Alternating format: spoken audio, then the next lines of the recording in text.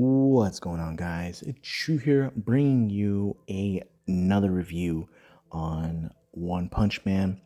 And I gotta say, this episode was funny, choppy, and I'm pulling for Garou. I love Garou. He's one of the best characters in the series, and I enjoy seeing him anytime, in any way in like episodes like this.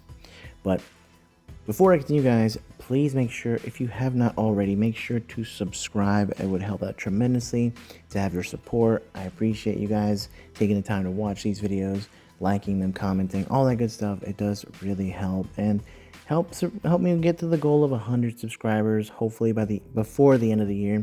We want to get back onto doing live streams on the channel. I have been doing it on the Facebook page, and it hasn't been tracking as well as I'd like, so I would appreciate those that are here, and are new to it.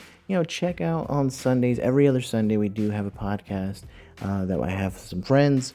It's on my Facebook page, Jade Space Chuleta. Check that out. It would be tremendous if you guys would be on there. Check it out. It would be great. But before I go any further with more self-promotions, let's get into this.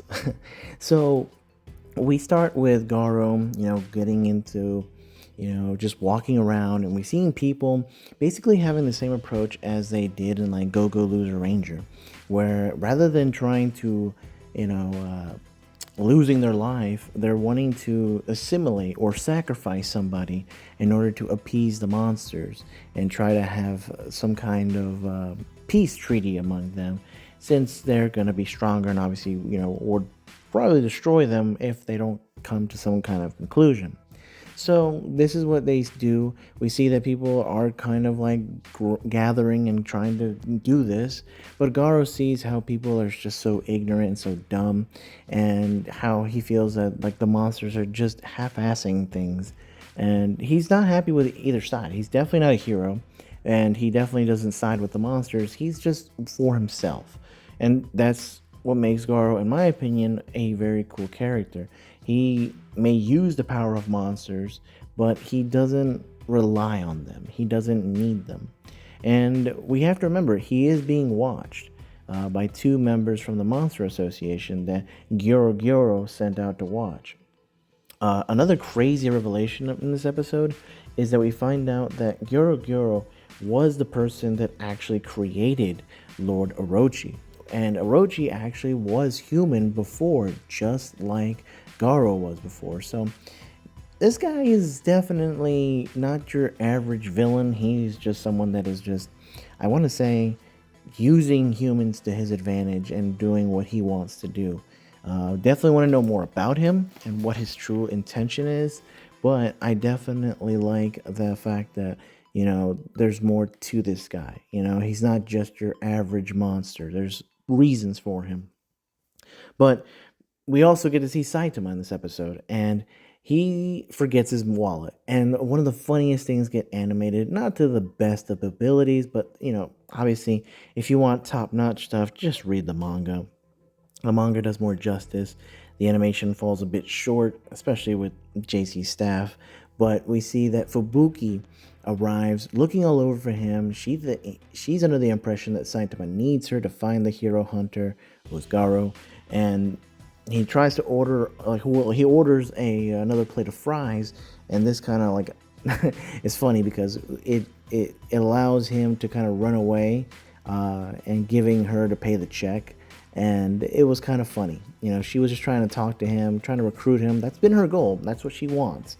She wants to recruit him to be part of the Blizzard bunch, but it's not going to happen. We know that. He ends up finding the Dine Dasher, which was Garou, and we saw how much he was eating. And I love it because with one punch, he just kind of knocks out Garou. Garou actually runs into Taro, which is funny, and he kind of saves him. And we know that these two have like a good relationship. Taro always likes to be supportive of Garou and, being like his friend, his only friend, really. And we also find out his age.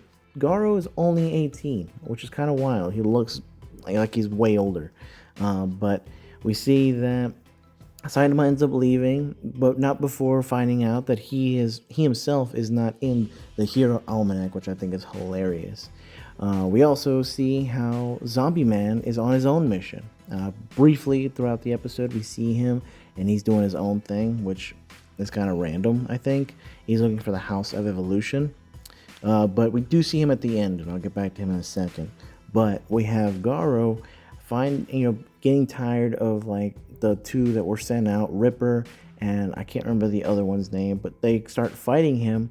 And these guys basically going off script. They were just told to watch, and now they're basically like doing their own thing. They don't like that Garou isn't monster enough, so they want to fight him, and Garou doesn't mind that. He tells Taro to go home, like get stronger, go home. You're not supposed to be here. This is not the place.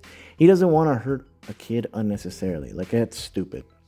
And I get it. I definitely understand why he's doing it.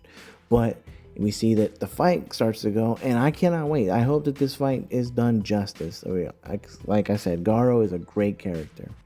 But at the end of this episode, we see Zombie Man going and finding out where the House of Evolution is, and he comes to find out that it's already been dealt with. So, random to see him in there, but he has his own mission. But Garou fighting these two is going to be interesting, and seeing how further he gets into his monster abilities. But that's it for me, guys. As always, I'll stay safe, take care of yourselves and others, and I'll catch you all later.